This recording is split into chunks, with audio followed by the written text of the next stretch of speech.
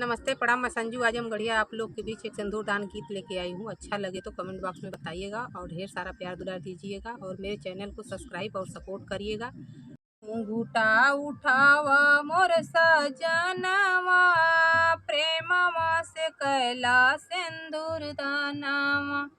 घूंघटा उठावा मोर सजनवा, प्रेमवा से कैला सिंदूर दानवा।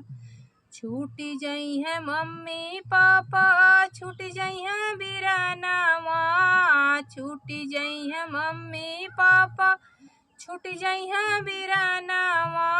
जिंदगी निभाया मोर सजनवा, प्रेमवा से कैला सिंदूर दानवा। घूंघटा उठावा मोर सजनवा, प्रेमवा से कैला सिंदूर दानवा। छूटी जई है चाची चाचा, छूट जई है बिरनवा।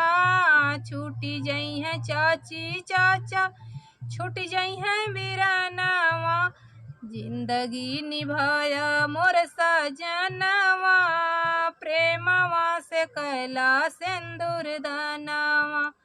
घूंघटा उठावा मोर सजनवा, प्रेमवा से कैला सिंदूर दानवा।